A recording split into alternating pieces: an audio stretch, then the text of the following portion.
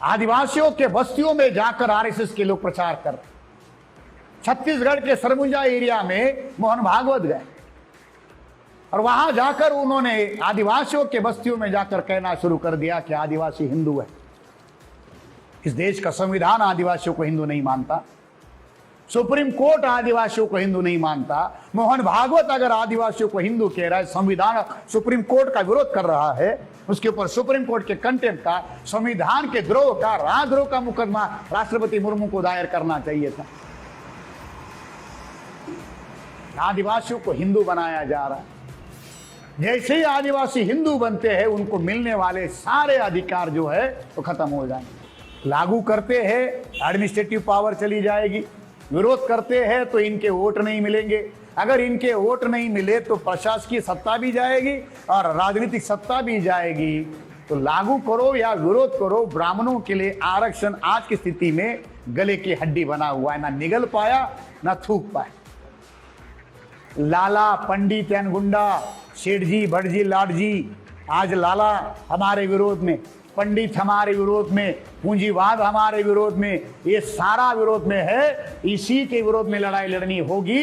इस लड़ाई को लड़ने के लिए जो भी इस देश के मूल निवासी लोग हैं, उन 6000 जाति के लोगों को जगाने का कार्यक्रम करना होगा।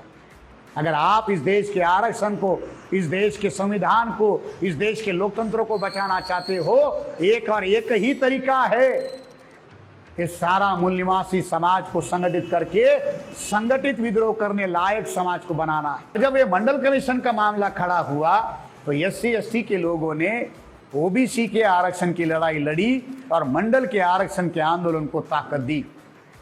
ध्यान रख लीजिए, आज जो भी बैकवर्ड क्लासेस के लोगों को आरक्षण मिल रहा है, वो आरक्षण इस देश के शेड्यूल कास्ट और ट्राइब के लोगों ने जो लड़ाई लड़ी, अगर उस समय मंडल की लड़ाई में शेड्यूल कास्ट के लोग, आदिवासी लोग मंडल के अधिकार की लड़ाई नहीं लड़ते, तो आज जो आरक्षण ओबीसी को मिला है वो नहीं मिल पाता। तो सवर्ण आरक्षण का मामला जब आया, ईडब्ल्यूएस आरक्षण का मामला आया, 5 जज थे, पांचों के पांचों अपर कास्ट, क्या होगा? कातिल भी वही, मुनसब भी वही। मतलब आप अधिकार नहीं मांगते हो, गुलाम बनकर रहते हो, तो आप बढ़िया हिंदू हो। हिंदू का मतलब ही उनकी दृष्टि में अधिकार विहीन लोग हैं। हिंदू बनने का मतलब ही ब्राह्मणों की दृष्टि से क्या है? हिंदू बनाने के पीछे का मकसद ही क्या है? हिंदू बनाकर अधिकार वंचित करते हैं। तो आपको ओबीसी, एससी, एसटी बनाकर अधिकार वंचित नहीं कर सकते। संविधान में जो व्यवस्था है ओबीसी की, एससी एसटी की, माइनॉरिटी की, ये कायम रहती है। ये अधिकारों की व्याख्या करती है, अधिकार प्रदान करती है। तो ये अधिकार खत्म करने के लिए इन्हें हिंदू बनाओ।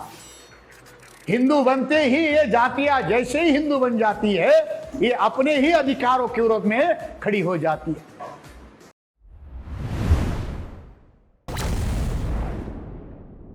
जिसे हम कास्ट सर्टिफिकेट कहते हैं ना, जरा पढ़ लीजिए उसमें क्या लिखा हुआ। वो वास्तविकता में वो कास्ट सर्टिफिकेट नहीं होता, वो होता है क्लास सर्टिफिकेट। 70 साल में इतनी भी समझ हमारे लोगों के अंदर पैदा नहीं की गई। वो जिसको हम कास्ट सर्टिफिकेट कहते हैं, वो कास्ट सर्टिफिकेट नहीं, वो है क्या? Class certificate. This is to certify that this फला फला person belong to this caste and this caste comes under this class. तो ये जो कास्ट है वो किस क्लास के अंदर आती है, उसका सर्टिफिकेट होता है।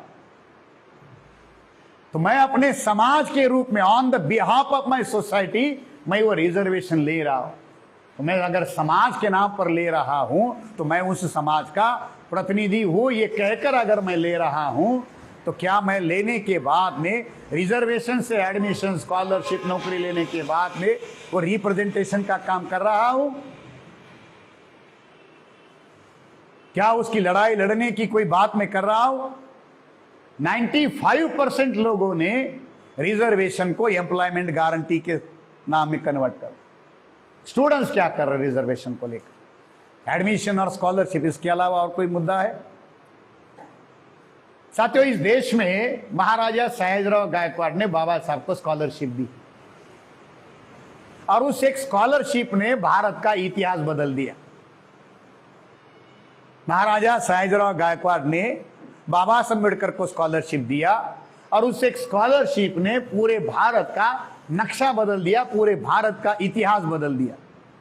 जानते हैं महाराजा सयाजीराव गायकवाड़ के द्वारा बाबा साहब अम्बेडकर को जो स्कॉलरशिप मिली थी, कितनी मिली थी? महाराजा सयाजीराव गायकवाड़ के द्वारा बाबा साहब अम्बेडकर को 25 रुपए का स्कॉलरशिप दिया गया था। कितना? 25 रुपए। उस 25 रुपए के स्कॉलरशिप ने इतना बड़ा चमत्कार पैदा किया, इतनी बड़ी क्रांति पैदा की। आज भारत सरकार, government of India, schedule caste, schedule tribe, other backward classes, minorities, इस तमाम हमारे बहुजन समाज के बच्चों को सैकड़ों नहीं हजारों करोड़ का स्कॉलरशिप देती है। आज सेंट्रल गवर्नमेंट का और स्टेट गवर्नमेंट का SC ST को, OBC को, माइनॉरिटी को मिलने वाला जो स्कॉलरशिप का बजट है, हजारों करोड़ का बजट, हजारों करोड़ का बजट SC ST के, OBC के, माइनॉरिटी के स्टूडेंट्स ले रहे, वजीफे के रूप में ले रहे, स्कॉलरशिप के रूप में ले रहे। वहां से क्या पैदा हो रहा है? एक स्कॉलरशिप मिले ना बाबा साहब अम्बेडकर को, इतना बड़ा मामला खड़ा हुआ। आज करोड़ों स्टूडेंट ले रहे, क्या हो रहा? करोड़ों लोग नौकरी ले रहे, क्या हो रहा? क्योंकि हमें पता ही नहीं कि रिजर्वेशन का कंसेप्ट क्या था, किस चीज को हमारे महापुरुष चाहते थे। वो ये सोचते थे कि मैं पढ़ लिख कर इतना बना, मैं अपने समाज का प्रतिनिधि करने लायक बना।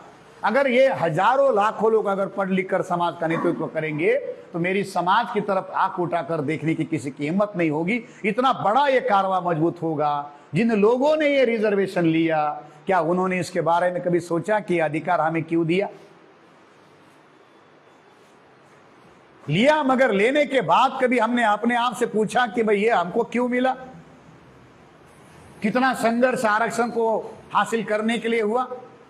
महाड़ के चौधार तालाब का आंदोलन हो, नासिक के कालाराम मंदिर का आंदोलन हो, राउंड टेबल कॉन्फ्रेंस की लड़ाइयां हो, कीमत तो उन लोगों ने चुकाई। और आज घरों में बैठकर पीढ़ी दर पीढ़ी उसका लाभ लेने वाले लोग हैं, जिन्होंने लाभ लिया, एक बूंद भी पसीना उसके लिए नहीं बहाया।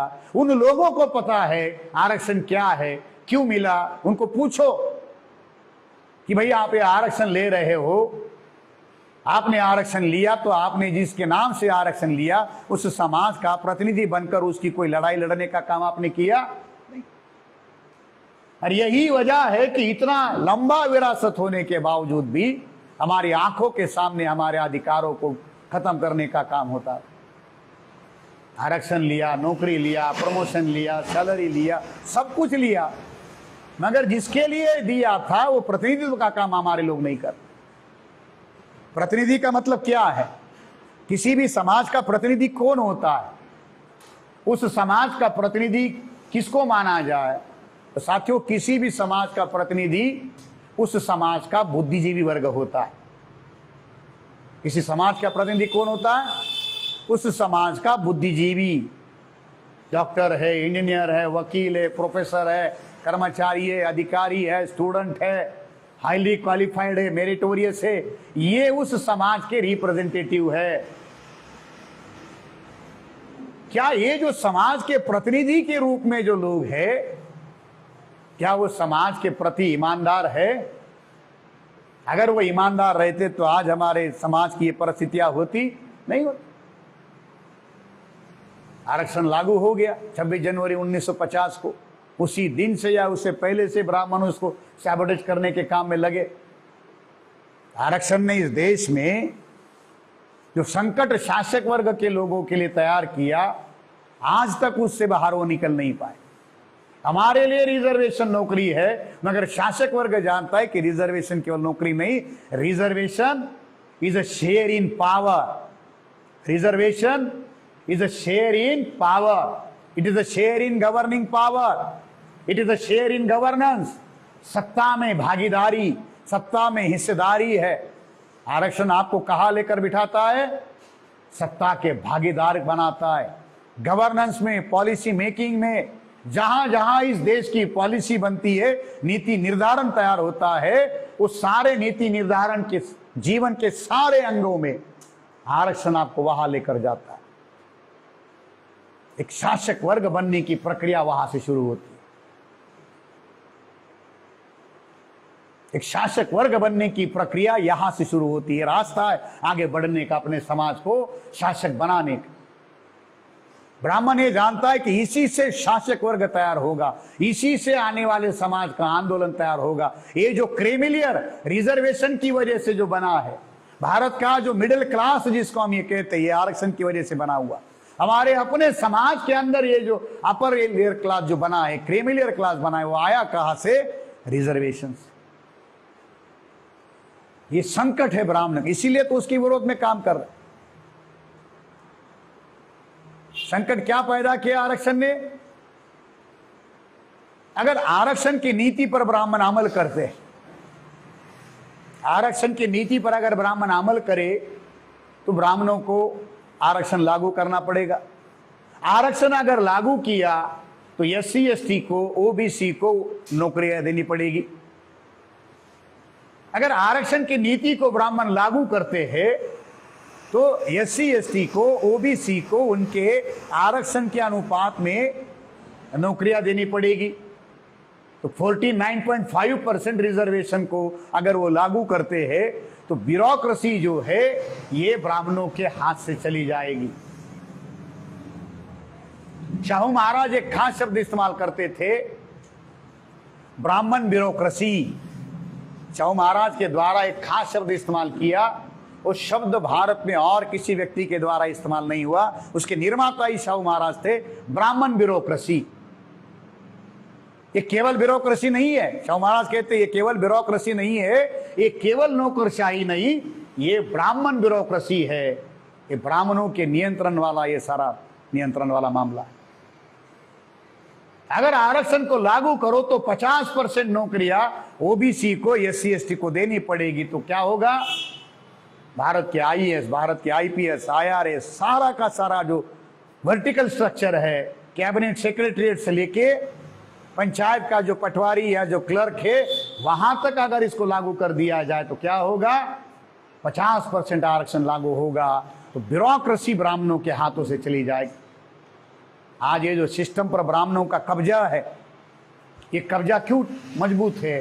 केवल और केवल उस कब्जे पर उनका जो मतलब जो कब्जा बना हुआ है, जो नियंत्रण आया है, वो किसे आया है? उस ब्राह्मणी का व्यवस्था का नियंत्रण जो बना है, उसमें ब्यूरोक्रेसी का, नौकरशाही का एक बड़ा रोल है। और उसी रोल का, ब्यूरोक्रेसी की वजह से ये पकड़ जो उनकी पड़ी हुई है।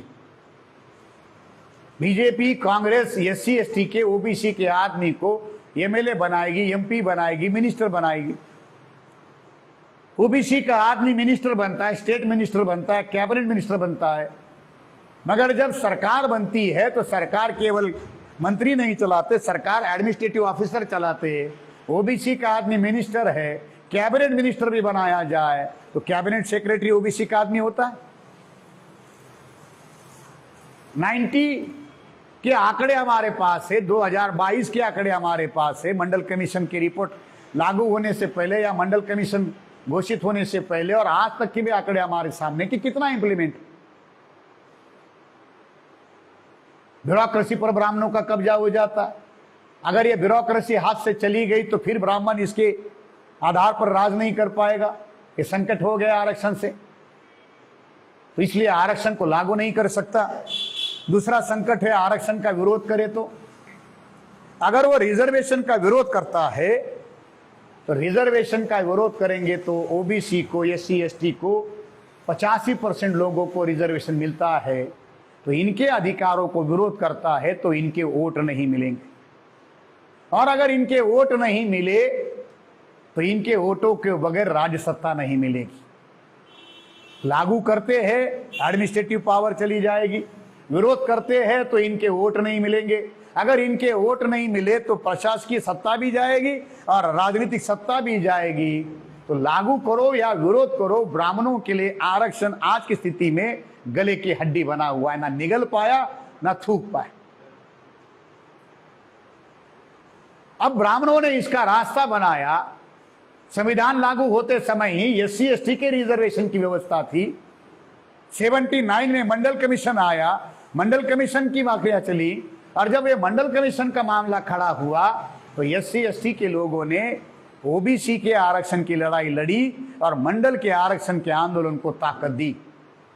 ध्यान रख लीजिए, आज जो भी बैकवर्ड क्लासेस के लोगों को आरक्षण मिल रहा है, वो आरक्षण इस देश के शेड्यूल कास्ट और ट्राइब के लोगों ने जो लड़ाई लड़ी, अगर उस समय मंडल की लड़ाई में शेड्यूल कास्ट के लोग, आदिवासी लोग मंडल के अधिकार की लड़ाई नहीं लड़ते, तो आज जो आरक्षण ओबीसी को मिला है वो नहीं मिल पाता। शेड्यूल कास्ट के लोगों ने, आदिवासी के लोगों ने मंडल कमीशन की लड़ाई लड़ी और उस लड़ाई की वजह से मंडल कमीशन का मामला आगे बढ़ा और वो आरक्षण लागू हुआ। 90 के दशक में जब ये मामला सुप्रीम कोर्ट तक आया और ओबीसी के आरक्षण का मामला सुप्रीम कोर्ट में फाइनल होने वाला है, अब उसको टाल नहीं सकते, ब्राह्मणों ने इसका तरीका अपनाया कि आरक्षण है कहा, तो आरक्षण दो ही चीज़ों में है, एक सरकारी क्षेत्र में है और दूसरा पब्लिक अंडरटेकिंग सेक्टर जो है उसमें। तो जिन दो जगह पर गवर्नमेंट सेक्टर और पब्लिक सेक्टर जहां आरक्षण है उसी को प्राइवेटाइज कर दो तो क्या होगा, जहां आरक्षण है वो सारी की सारी नौकरियां खत्म हो जाएगी, प्राइवेट में आ जाएगी, धीरे धीरे रिजर्वेशन खत्म होगा, विरोध करने की जरूरत नहीं, आमने सामने टकराव भी नहीं होगा। और 91 में मंडल कमीशन लागू होने से पहले ही एलपीजी की नीति लागू कर दी गई और एक एक करके गवर्नमेंट सेक्टर को तोड़ा गया। साथियों, मंडल कमीशन लागू होने से पहले भारत में लगभग उस समय मंडल कमीशन की जब प्रक्रिया चल रही थी, भारत की आबादी आज से 40 साल पहले 80 करोड़ के करीब की थी और उस 80 करोड़ की आबादी में मंडल कमीशन जब भारत में आंदोलन चल रहा था, उस परिस्थिति में भारत की आबादी उस समय 80 करोड़ की थी और उस समय देश में 1,90,00,000 नौकरियां थी। 80 से 82 करोड़ के करीब की आबादी होगी या उससे थोड़ा आगे पीछे होगी, मगर उस समय 1,90,00,000 के करीब की नौकरियां थी। आज भारत में 140 करोड़ से ज्यादा की आबादी हुई है, यानी लगभग हम ये कहें कि 2/3 आबादी बढ़ी है। नौकरियां भी उस अनुपात में बढ़नी चाहिए। अगर 80 करोड़ में 2 करोड़ नौकरियां राउंड फिगर मानकर चले तो 140 करोड़ में कितना होना चाहिए, 3,60,00,000 के करीब जाना चाहिए। आज के आंकड़े ये कहते हैं कि गवर्नमेंट सेक्टर केवल 25% बचा हुआ है। 85% गवर्नमेंट सेक्टर का, जहां जहां पब्लिक सेक्टर है, गवर्नमेंट सेक्टर है, एक एक करके उसको तोड़कर कमजोर कर दिया गया। और ये आंकड़े हमारे अपने आंकड़े नहीं, बीजेपी के नेता वरुण गांधी ने इस मामले को सामने लाया कि भाई मोदी जी आए, मोदी जी आने से पहले इतना था और मोदी जी ने 18 घंटे मेहनत करके इतना कर दी। तो 2014 से तक, 91 से लेकर 2014 तक 20-22 सालों में या 24-25 सालों में कांग्रेस और बीजेपी दोनों की मिलकर सरकारें रही। उस समय तक ये मामला 43% तक आ गया था। 2014 तक गवर्नमेंट सेक्टर और पब्लिक सेक्टर 43% तक प्राइवेटाइज हो चुका था। ठेकेदारी सिस्टम लागू हो गई थी, कॉन्ट्रैक्ट बेस लागू हो गया।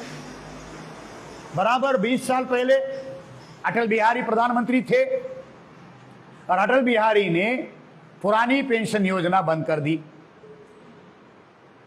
आज जो लोग रिटायर्ड हो रहे उनको उसका सामना करना पड़ेगा। जो 2004-05 के बाद जो नौकरी में लगे उनके हालात क्या है, बहुत ज्यादा खराब। केवल नौकरियां खत्म नहीं की, पेंशन भी खत्म करने का काम हुआ और एक एक करके गवर्नमेंट सेक्टर को, पब्लिक सेक्टर को खत्म कर। इसलिए आज संवैधानिक आरक्षण लागू होने के बाद में भी परिस्थितियां क्या है, ब्राह्मणों ने रिजर्वेशन पर अमल नहीं किया। जहां रिजर्वेशन लागू हो सकता था वहां उसको उन्होंने प्राइवेटाइज कर दिया। इसलिए आज भी सेंट्रल के एडमिनिस्ट्रेशन में आईएएस, आईपीएस, आईआरएस जो ग्रुप ए की सर्विसेज है, आज भी ब्राह्मणों का 79% ऊंचे जाति के लोगों का सेंट्रल के एडमिनिस्ट्रेशन पर कब्जा है।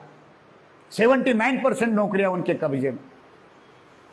अभी कल परसों की बात है साथियों, भारत में सेंट्रल यूनिवर्सिटी या सेंट्रल गवर्नमेंट चलाती है। 45 सेंट्रल यूनिवर्सिटीज है, और इस सेंट्रल यूनिवर्सिटी में जो टीचिंग में प्रोफेसर, एसोसिएट प्रोफेसर और असिस्टेंट प्रोफेसर का कैडर होता है। 2007 के बाद में ओबीसी को सेंट्रल यूनिवर्सिटी में भी रिजर्वेशन लागू हुआ। एससी एसटी को फ्रॉम द बिगिनिंग था।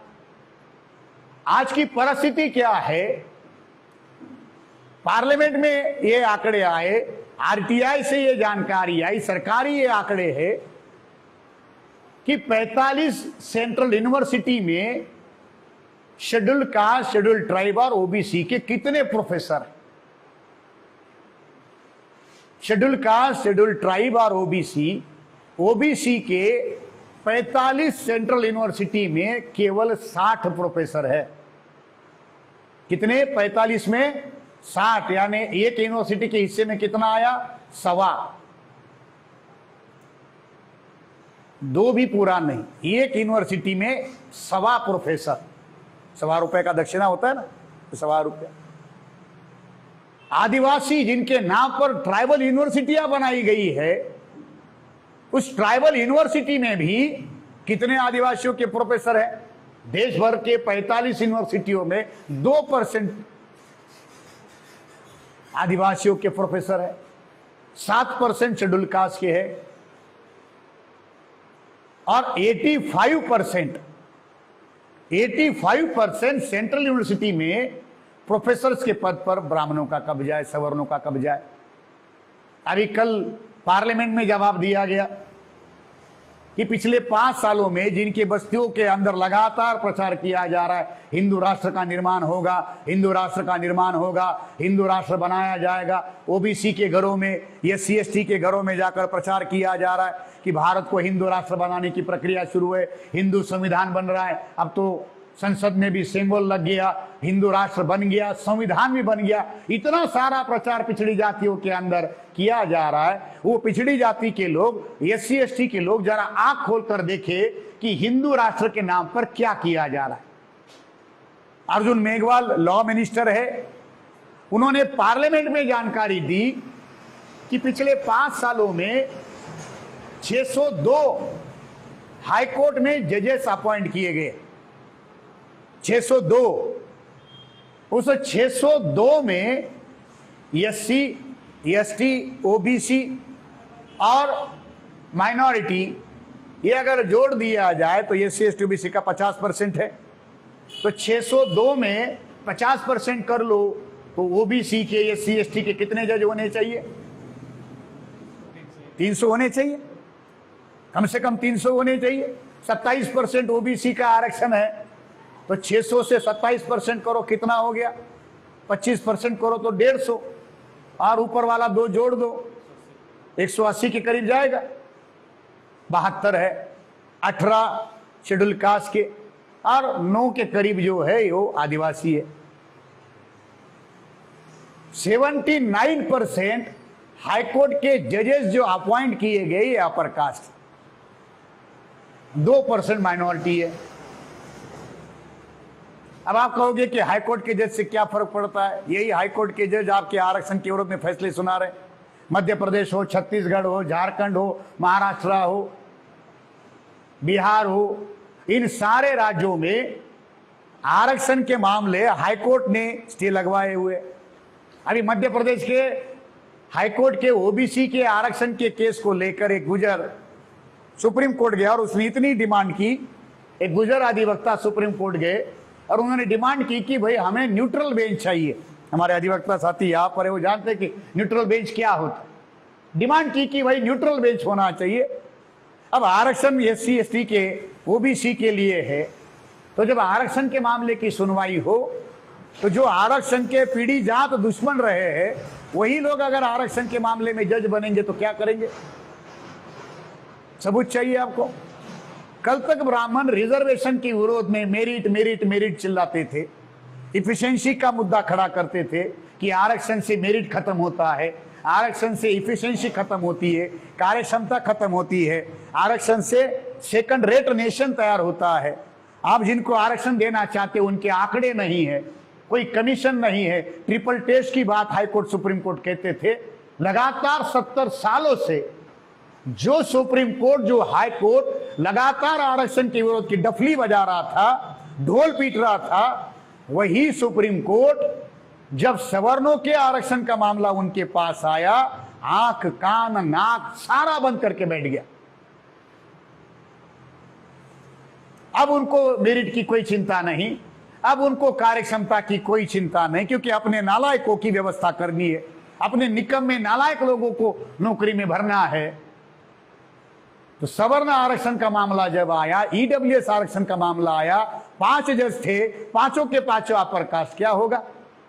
कातिल भी वही, मुनसब भी वही। जस्टिस पादरीवाला गुजरात हाईकोर्ट में थे। पटेल आरक्षण का मामला चला तो उसने अपने जजमेंट में लिखा कि देश के नुकसान के लिए, देश की बर्बादी के लिए अगर कोई 2 चीजें जिम्मेदार है, आरक्षण उसमें शामिल है। आरक्षण की वजह से देश पिछड़ा है। जो व्यक्ति हाईकोर्ट के जजमेंट में ये कहता हो कि आरक्षण की वजह से देश पिछड़ा हो, 50 से ज्यादा सांसदों ने उसके विरोध में इंपीचमेंट मोशन का मामला खड़ा किया गया हो, वो व्यक्ति जिसको हाईकोर्ट से ही टर्मिनेट करना चाहिए था, उसके ओर राजद्रोह का मुकदमा चलाना चाहिए था, वो पादरीवाला हाईकोर्ट से सुप्रीम कोर्ट आया ही कैसे? कैसे आया? संविधान में आरक्षण की व्यवस्था है। आरक्षण राष्ट्र निर्माण का कार्य करता है। आरक्षण की वजह से राष्ट्र का निर्माण हुआ। अगर आरक्षण संविधान में है, राष्ट्र निर्माण की प्रक्रिया से लाया गया है, इसलिए जो भी आरक्षण का विरोध करता है उसके ऊपर राजद्रोह का मुकदमा चलाना चाहिए। ये संविधान और लोकतंत्र का अपमान करने वाला वो काम कर रहे, देश की एकता और अखंडता को भंग करने का काम कर रहे। अगर ऐसी बात कोई करता है जो आरक्षण के विरोध में बोलता है, उसके विरोध में राजद्रोह का मुकदमा दायर होना चाहिए। तो हाईकोर्ट का जज सुप्रीम कोर्ट कैसे पहुंचा? कैसे आया? आपकी जाति के आधार पर ही तो आया। पांचों के पांचों जज पर काश दे दिया, कोई सवाल नहीं, कोई संख्या नहीं, कोई आंकड़े नहीं, कोई सर्वे नहीं। और वही जज जब आपके अधिकारों के मामले आते, छत्तीसगढ़ हो, मध्य प्रदेश हो, झारखंड हो, बिहार हो, महाराष्ट्र हो, इन सारे राज्यों में ओबीसी आरक्षण के मामले हाईकोर्ट और सुप्रीम कोर्ट ने लटका के रखे हुए। इसलिए आज भी हमारे लोगों को उनके अधिकारों का शेयर नहीं मिला।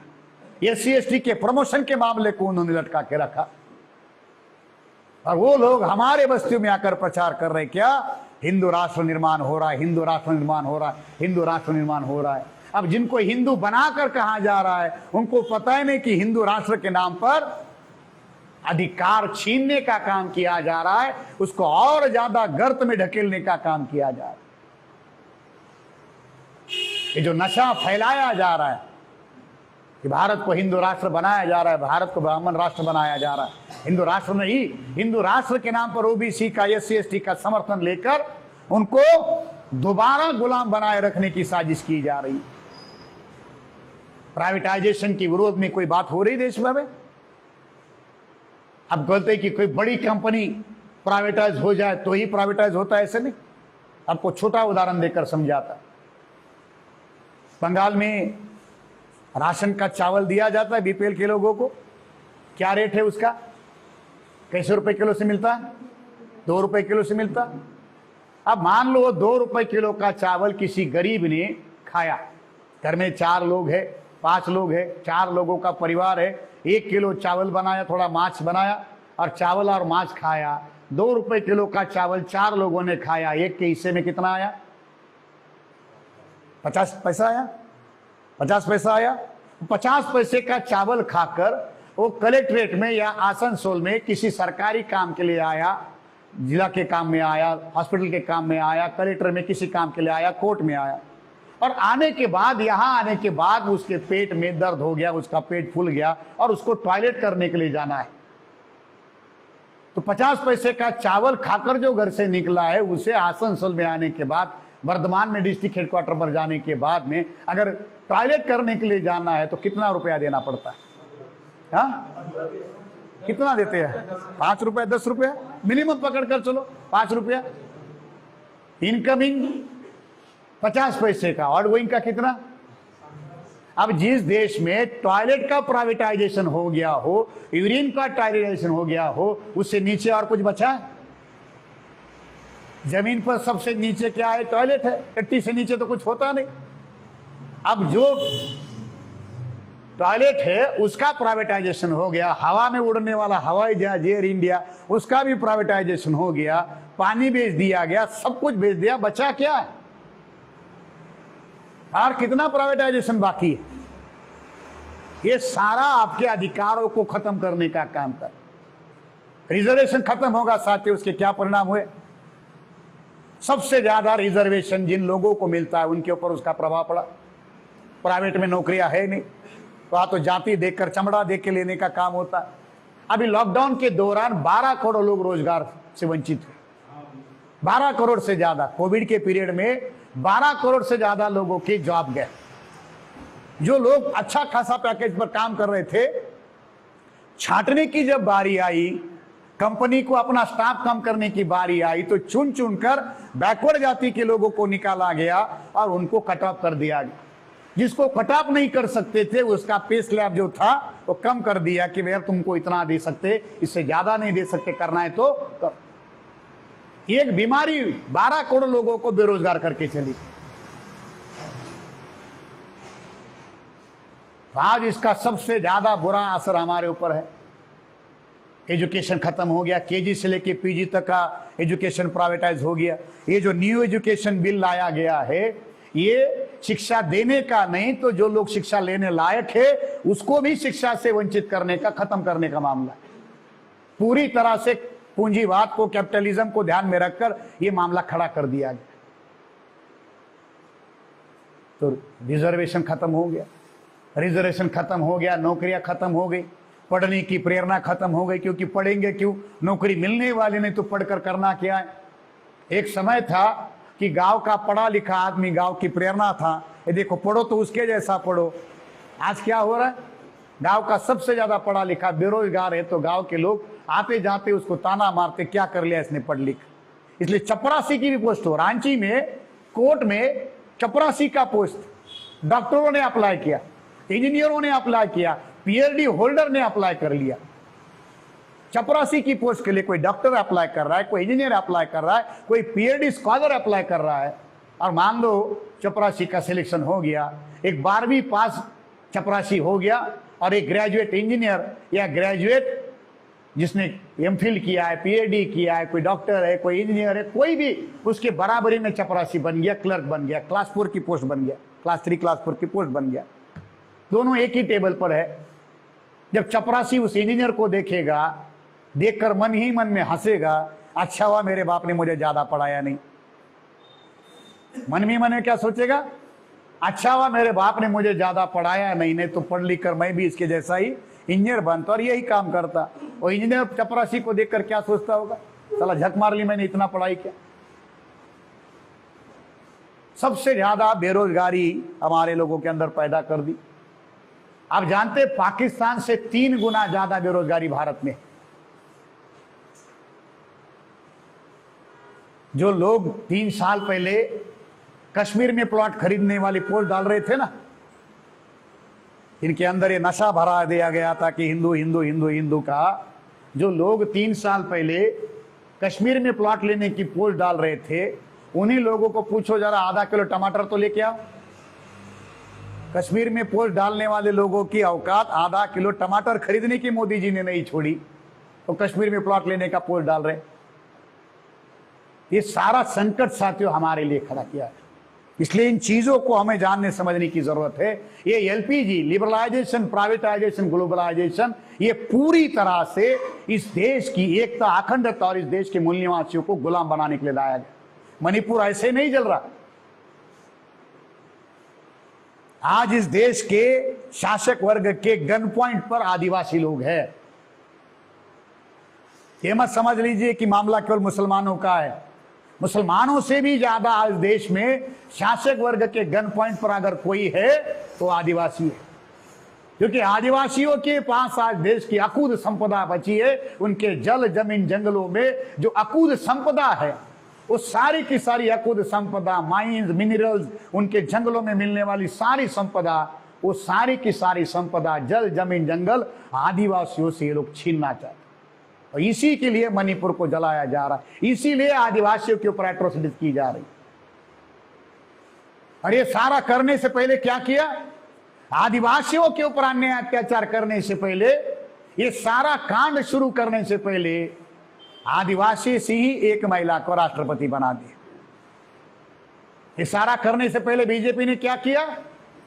आदिवासी वर्ग के एक महिला को देश का राष्ट्रपति बना दिया, ताकि कल आदिवासियों के ऊपर जब हम अत्याचार करेंगे, लोग बीजेपी पर आरोप लगाएंगे कि भाई बीजेपी आदिवासियों के विरोध में है, तो वो लोग जवाब देने के लिए तैयार होंगे। अगर हम आदिवासियों के विरोध में होते तो आदिवासी का राष्ट्रपति क्यों बना? सवाल से पहले जवाब तैयार करके रखा, हम आदिवासियों के विरोध में नहीं, और फिर आदिवासियों की मां बहनों की इज्जत लूटो, बलात्कार करो, उनके सर काट कर लटका दो, कोई पूछने वाला नहीं। अरे आदिवासी की नेता ही नहीं पूछेगी, बाकी पूछने का सवाल ही नहीं आता। मणिपुर की गवर्नर महिला, देश की राष्ट्रपति महिला, ये जो अन्याय आदिवासी महिलाओं के ऊपर किए जा रहे, एक शब्द उनके मुंह से निकला? कोई प्रतिक्रिया आई?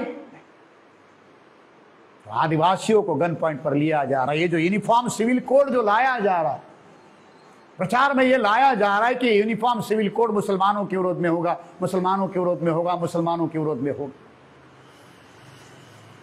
असल में ये यूनिफॉर्म सिविल कोड साथियों है क्या? चार ही बातें। विवाह का मामला है, तलाक का मामला है, उत्तराधिकार का मामला है, एडॉप्शन का, गोद का मामला है। ये पर्सनल लॉ के साथ जुड़ी हुई सारी बातें हैं।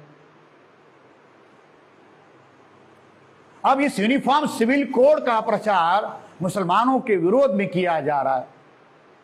ठीक 4 साल पहले, 5 साल पहले इसी तरीके का प्रचार किया गया था एनआरसी को लेकर। एनआरसी करना है, एनआरसी करना है, एनआरसी करना है, आसाम हो, बंगाल हो, ये सारा बॉर्डर एरिया में एनआरसी का मामला खड़ा कर दिया गया। और ये बताया गया कि जो घुसपैठिया है उसको निकालना है, घुसपैठियों को निकालना है, ये कहकर एनआरसी की बात कही गई। और फिर मामला क्या सामने आया? शुरुआत में आसाम ने लिस्ट निकाली, 40 लाख लोगों की लिस्ट। शुरुआत की लिस्ट कितने लोगों की थी? 40 लाख। फिर छाटा, 19 लाख लोग निकले, और उस 19 लाख लोगों में कितने मुस्लिम थे? प्रचार में यह लाया गया कि मुसलमानों के विरोध में, मुसलमानों के विरोध में बांग्लादेशी घुसपैठियों को निकालना है, यह कहकर एनआरसी लागू किया गया।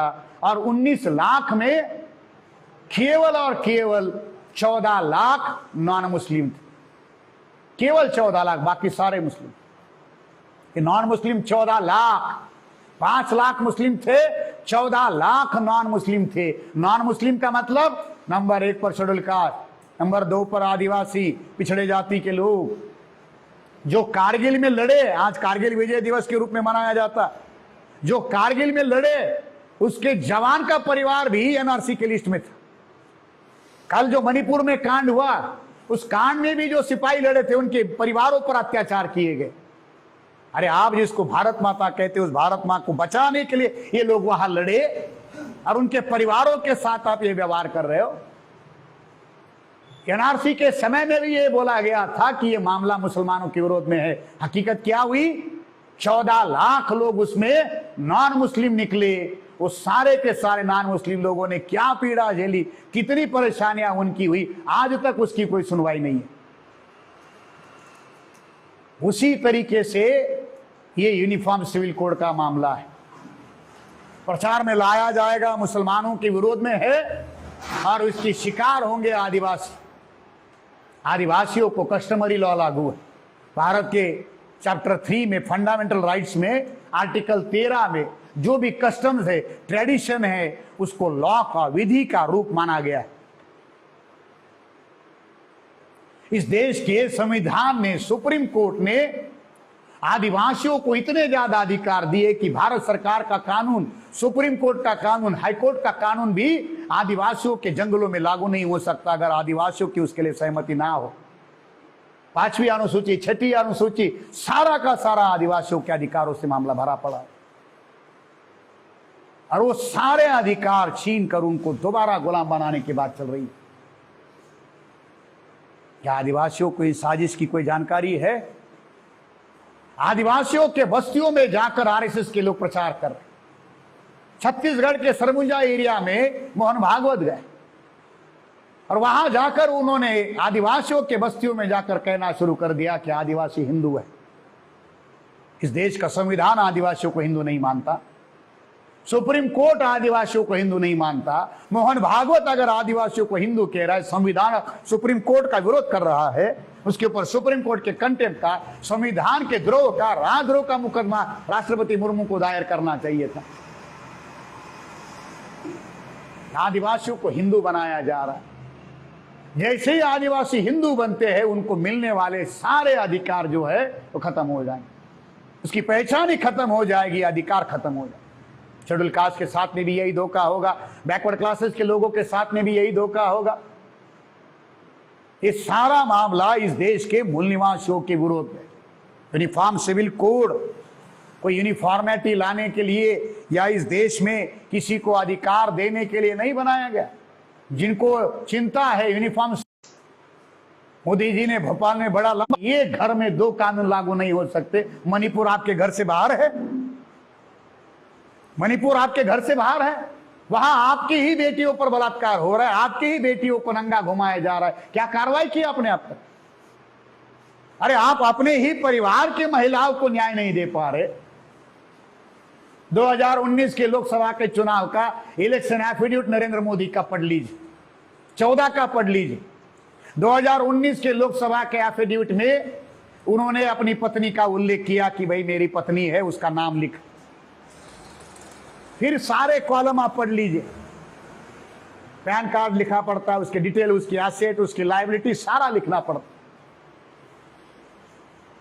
अब प्रधानमंत्री भवन में जहां प्रधानमंत्री रहता है, अपने पत्नी के साथ रहता है। तो जशोदा बेन का मैरिटल स्टेटस क्या है? पति के साथ है? नहीं है। डिवोर्सी है? नहीं है। उसका स्टेटस क्या है? आप दूसरों की घरों की महिलाओं को अधिकार देने की बात कह रहे हो, आपके अपने घर की पत्नी का क्या स्टेटस है? पहले उसकी तो बात करो। तो ये किसी को अधिकार देने का मामला नहीं है, अधिकार देने के नाम पर गुलाम बनाने का सारा कार्यक्रम है। इसलिए आरक्षण के विरोध में वही लोग हैं जो इस देश में धर्म के नाम पर अत्याचार करवाने का काम कर रहे हैं। ताकि कंक्लूजन में 2 बातें कहकर इसको कंक्लूड करता हूं। आज एक साथ देश में 2 चीजें हो रही, एक उग्र हिंदुत्व का, एक उग्र सांप्रदायिकता का, उग्र हिंदुत्व का देश भर में माहौल बनाया गया है। त्रिशूल लेकर लोग सड़क पर उतर, हर चीज पर दंगा फसाद हो रहा है। मस्जिदों पर गुलाल फेंके जा रहे, मस्जिदों के सामने हनुमान चालीसा गाए जा रही, मस्जिदों के सामने डीजे लगवाए जा रहे। अभी मणिपुर में 300 से ज्यादा चर्चेस तोड़े गए। मामला केवल मुसलमानों का नहीं है, पंजाब में सिखों को अस्थिर करने की प्रक्रिया चलाई जा रही है। जैनों के विहारों को, बौद्धों के विहारों को तोड़ मरोड़ करके उसको हिंदू देवी देवता के नाम पर प्रचारित करने का काम किया जा रहा है। तो जो लोग आक्रामक हिंदुत्व का प्रचार पूरे देश भर में कर रहे, सारा मीडिया, सारी चीजें उस काम पर लगी हुई है। एक तरफ आक्रामक उग्र हिंदुत्व का प्रचार है और उसका सीधा सीधा आमने सामने का टकराव मुसलमानों के विरोध में, ईसाइयों के विरोध में हो रहा है। और ठीक उसी समय में वो जो लोग उग्र हिंदुत्व का कैंपेन कर रहे हैं, उग्र हिंदुत्व का आधार बनाकर ओबीसी, एससी, एसटी को हिंदू के नाम पर इस्तेमाल करके मुसलमानों के विरोध में खड़ा कर रहे हैं, वही ऊंचे जाति के लोग जो आक्रामक या उग्र हिंदुत्व का काम कर रहे हैं, वही लोग अनुसूचित जाति, जनजाति, पिछड़े जाति के ऊपर जातीय अत्याचार भी कर रहे हैं। मध्य प्रदेश में उस आदिवासी युवक के ऊपर पेशाब करने वाला कौन था? अभी कल परसों की घटना आई कि मानवी मल एक लड़के को पिलाया गया। सैकड़ों ऐसी घटनाएं। एक तरफ आक्रामक हिंदुत्व का, उग्र हिंदुत्व का मामला शुरू है और दूसरी तरफ यही जातियां, ओबीसी की, एससी, एसटी की जातियां अधिकारों की मांग करती है, अधिकारों के लिए लड़ाई लड़ती है, जैसे ही ये जातियां अधिकारों का मामला उठाती है उनके ऊपर एट्रोसिटीज की जा रही है। मतलब आप अधिकार नहीं मांगते हो, गुलाम बनकर रहते हो, तो आप बढ़िया हिंदू हो। हिंदू का मतलब ही उनकी दृष्टि में अधिकार विहीन लोग हैं। हिंदू बनने का मतलब ही ब्राह्मणों की दृष्टि से क्या है, हिंदू बनाने के पीछे का मकसद ही क्या है, हिंदू बनाकर अधिकार वंचित करते हैं। तो आपको ओबीसी एससी एसटी बनाकर अधिकार वंचित नहीं कर सकते।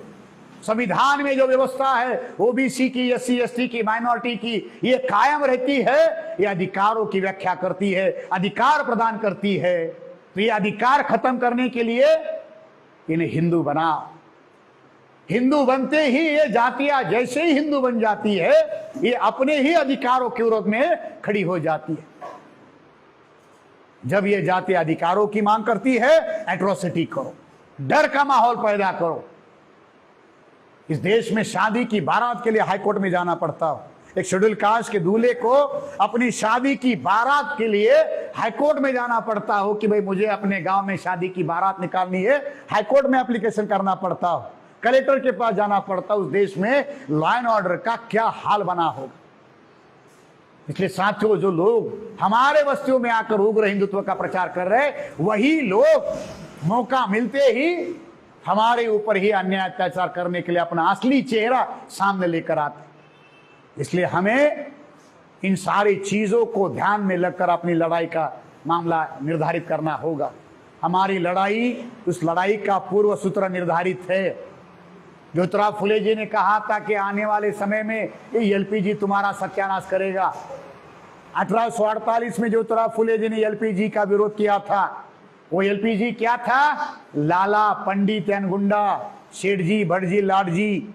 आज लाला हमारे विरोध में, पंडित हमारे विरोध में, पूंजीवाद हमारे विरोध में, ये सारा विरोध में है। इसी के विरोध में लड़ाई लड़नी होगी। इस लड़ाई को लड़ने के लिए जो भी इस देश के मूल निवासी लोग हैं, उन 6000 जाति के लोगों को जगाने का कार्यक्रम करना होगा। अगर आप इस देश के आरक्षण को, इस देश के संविधान को, इस देश के लोकतंत्र को बचाना चाहते हो, एक और एक ही तरीका है, इस सारा मूल निवासी समाज को संगठित करके संगठित विद्रोह करने लायक समाज को बनाना है। इस काम के लिए साथियों पूरे देश भर में निरंतरता से काम करने की जरूरत है। दुश्मन 24 घंटे काम करता है अपनी व्यवस्था को, इस गैर बराबरी की व्यवस्था को कायम रखने के लिए। और हम महापुरुषों के नाम के आधार पर संगठन बनाने वाले लोग, महापुरुषों का जय जयकार करने वाले लोग, अगर उन महापुरुषों के अधूरे कार्य को पूरा करने के लिए समय, बुद्धि, पैसा, हुनर नहीं लगाएंगे तो क्या होगा? हमारी आंखों के सामने हमारे अधिकार खत्म हो रहे। आप अपने आने वाली पीढ़ी को विरासत में क्या देना चाहते हो, फैसला आपका होगा। अगर आज वर्तमान में आपने ये लड़ाई नहीं लड़ी, तो आप गारंटी से अपने आने वाली पीढ़ी को गुलामी विरासत में दोगे। और अगर आज आपने ये फैसला किया कि संविधान और लोकतंत्र की रक्षा करने के लिए मैं ये लड़ाई लड़ूंगा, तो आप अपने आने वाले बच्चों के लिए एक गौरवशाली विरासत निर्माण करोगे। हमें इस राष्ट्र का निर्माण करना है। हमारे महापुरुषों के ध्येय का, उनके सपनों का, सम्राट अशोक का भारत अगर हमें निर्माण करना है, ये काम हमें करने के लिए अपनी योग्यता को, क्षमता को विकसित करना होगा। कोई करे ना करे, ये काम साथियों बामसेप ने अपने ऊपर लिया और इसी काम के लिए लगातार पिछले 50 सालों से हम लोग कार्यरत। और आने वाले समय में उस शक्ति के निर्माण के साथ इस देश में जन आंदोलन के आधार पर हम इस देश में क्रांति का, परिवर्तन का एक विशाल आंदोलन निर्माण करना चाहते। उस आंदोलन को सफल बनाने के लिए साथियों आप लोगों को अपना तन, मन, धन, समय लगाना होगा। आज आरक्षण के दिवस के रूप में हमें अपनी समीक्षा करनी चाहिए कि हमारे ऊपर जो जिम्मेदारियां है, उन जिम्मेदारियों को निभाने के लिए अब हमें अपना समय, साधन इसमें लगाना होगा। आप लोग इस तरीके का समय, साधन लगाओगे और ये जो हमारे महापुरुषों का अधूरा कार्य है, उस कार्य को पूरा करने के लिए आप अपनी सारी ऊर्जा लगाओगे। इसी आशा और विश्वास के साथ साथियों मैं अपनी बात को खत्म करता हूं। आप लोगों ने मुझे सुना, आपका आभार, धन्यवाद।